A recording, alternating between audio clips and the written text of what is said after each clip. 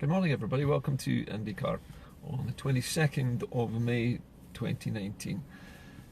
Today, what can I say? Mrs. May has done it again. She's managed to create another seemingly silk pursuit of a sow's ear, but it's not going to work. Mrs. May's new deal, the one that she said was going to be very bold and unusual, when it was going to win over everybody for the fourth time of asking, looks very much like a typical Tory trap to me when I analyse it. I think a lot of people were sort of caught out last night when she announced this new so-called bold new version of the existing deal that she's done with the European Union.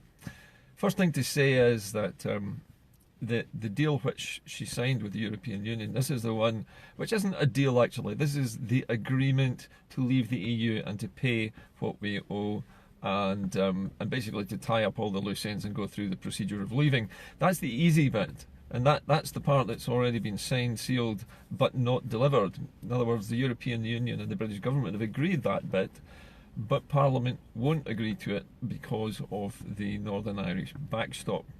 So this bit of legislation that's designed to make the UK form some kind of trading relationship after they leave with the European Union, or risk Northern Ireland being stuck in the European Union de facto in its own sort of little trading zone of Europeanness over in Northern Ireland, which the British government doesn't want, and the DUP are absolutely adamant would cause the breakup of the United Kingdom. And it doesn't matter what way we slice this, it's still the same deal. What's different this time is Mrs. May and her devious plotters in number 10 have come up with this wizard wheeze where, in exchange for MPs at Westminster voting through this deal, she is promising to give them not a referendum, not a public referendum on the final result, but the chance to vote on whether to have a public referendum on the result. In other words, this is an Indian giver. Mrs. May is basically giving Parliament the responsibility to decide whether or not you and I should have another vote on this new deal, whether we accept it ourselves. So she's very neatly sidestepped all responsibility for the dirty business of actually deciding to have a second referendum to ratify this decision.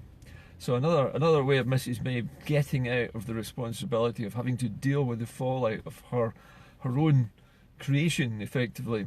Now also, it's a trap for Jeremy Corbyn, and it's a trap for any party which is stupid enough to go along with it, because it means that those parties then have to make the difficult decision. The House of Commons would then be the scapegoat for presumably for the anger of the Brexiters, who feel they're being shortchanged. If there's a second referendum and we vote to stay in the EU, then the Brexiters, or the hardline Brexiters and the right wing in England can then riot on the streets, and it would be the House of Commons' fault and not Theresa May's. Somehow or other she would escape all the mudslinging.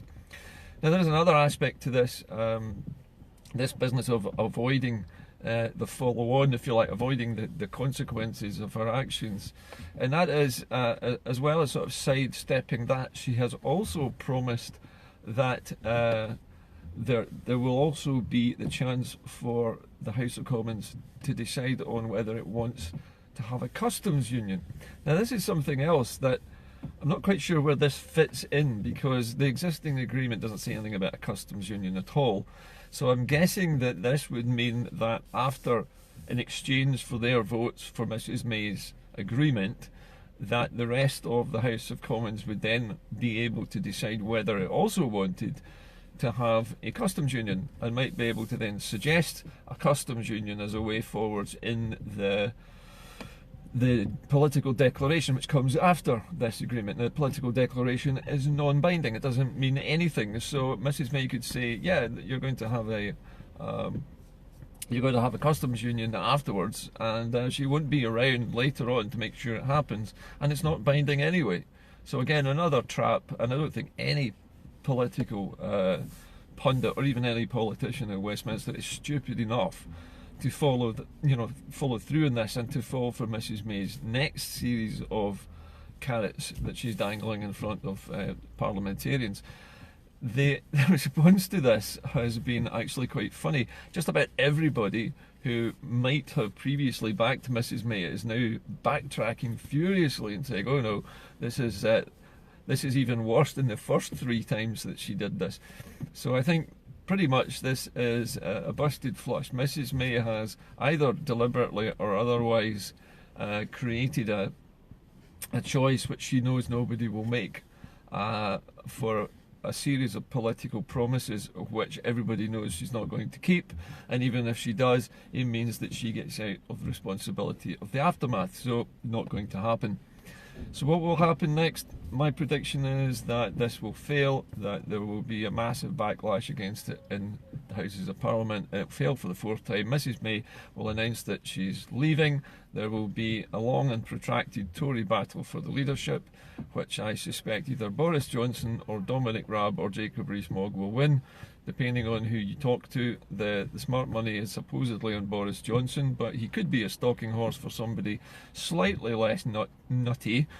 But you never know with the Tories. They might just go with the nut job and be done with it, because it doesn't really matter anymore anyway. So if Boris Johnson gets in, let's say that's sometime by the end of this summer, because they're going to drag it out as long as possible, Boris Johnson then is in the position to go go over to Europe and say, we're demanding this, that, the next thing. We want this, that, the next thing. The Europeans are going to go, nope, we can't change the terms of the agreement. It's already been signed and sealed. We're not changing it. Boris says, okay, then it's no deal, and walks out the door. So what does Boris do next? He comes back to Parliament, and he's got to try and get Parliament to agree to a no-deal Brexit, which they've already said they won't agree to do. So Parliament is going to reject no-deal Brexit. And then what is Boris going to do next? Is he going to take the royal prerogative and just say there will be a hard Brexit and nobody gets a vote in it? Who knows? By the time it gets to October the 31st, if they're no further forward, then we will literally fall out of the EU by default, because the whole of the Westminster Parliament is paralysed with fear and cannot make a decision. And Boris Johnson, if I know him at all well, I think he will find some way to run away from this and to give responsibility for it to somebody else. One thing is definitely true about this situation with Mrs May, and that is nobody in the English political system wants to take responsibility for Brexit. None of them, not a single party, not a single politician wants to be holding the poison chalice when the music stops at the end of October. They don't want to be in that position. If Boris Johnson is stupid enough to be the only one standing when everyone else takes a step back when they call for volunteers, then he will carry the can for the most catastrophic decision ever made by a UK politician, and the most damaging economic act of political suicide and economic suicide ever by anybody in any country anywhere will have happened under Boris's watch.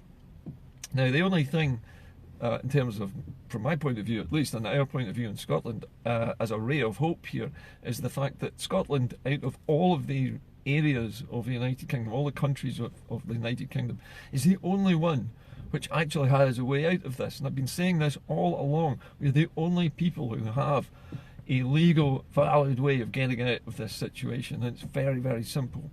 First of all, tomorrow, we're all going to vote for the SNP because we want as many MEPs for independence as possible.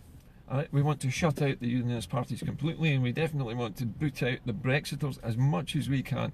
We need to absolutely saturate the polling booths with SNP votes so that we get as many European MEPs as we can possibly get. That sends a very, very strong signal to Europe that Scotland is a European country and it is not going to allow itself to be booted out by England's actions. Second thing is, we then need to hold our referendum or our vote or whatever it is and gain our independence as quickly as possible before Brexit has a chance to cripple everyone. We've heard this morning that British Steel, which interestingly is only the second largest steel maker in the United Kingdom, I'm not quite sure what the first largest one is, but anyway, the second largest one at Scunthorpe is on the brink of going into receivership. The government is reluctant to give any further loans. It could be that privatisation has just not worked, and the steel industry, as everybody originally thought, should always have been under public ownership. In other words, it should be an asset owned by the country. What's going to happen after Brexit when Britain, or England if you like, has to buy its steel from China? We're going to be at the at the behest of the Chinese. We can't make our own steel anymore. If we can make our own steel, we can build our own ships, build our own cars. If they let the steelworks shut, there's nothing left. We found this out during Thatcher's era when Ravenscraig was closed down. That shut down thousands of other industries in Scotland and around the UK. It's going to happen again, but this time it's entirely avoidable, and this time it's caused almost entirely by Brexit, because the collapse in sales of steel to Europe have been what has driven British Steel out of business. And not only have they got about 5,000 people employed directly in Scunthorpe, there are another 20,000 local jobs which are dependent on the Scunthorpe Steelworks remaining open. Those will all be in jeopardy as well. So we're talking 25,000 people either unemployed, underemployed, going out of business or struggling because of Brexit. And this is just one town in one part of the northeast of England. So a difficult situation is heading their way as a result of Brexit. Scotland, we have this opportunity to go. It might well be that if Boris Johnson gets himself into a real pickle by the end of the summer and is somehow unable to do anything, actually to make any progress and actually find a way to do this no-deal Brexit, it might well be that he goes back to the country and calls a general election because he's too spineless to go through with it. In which case we have the perfect opportunity to leave the UK by using the general election as the method. We already know at the moment that, according to the recent polls that we've seen, that the SNP would be gaining about 56 or 57 seats. That would leave maybe only 2 seats in the entire Scottish allocation of MPs, which would not be SNP seats. And it looks likely that those would be won by the Greens, which means there would be an entire extinction of British parties north of the border. And I think you couldn't pick a better way to have an independence mandate than make a general election like that an actual ballot on independence, and say that if we gain more than 50 seats, or we gain more than even half the seats in Westminster, we will declare independence. We need to do it though, and we need to do it before hard Brexit, before no-deal Brexit occurs. And as I can say, if Boris Johnson is obliging enough to bottle it at the last minute and call a general election, well, there's our opportunity, at least one opportunity for us to get out. I'm sorry about yesterday's broadcast being interfered with. There was radio frequency interference from outside the car. I've had a look to see what's causing it, and it seems typical of somebody keying the mic of quite a strong radio transmitter somewhere, something like a CB radio or a scanner of some kind, or a jammer of some kind, and they've just been glitching the sound.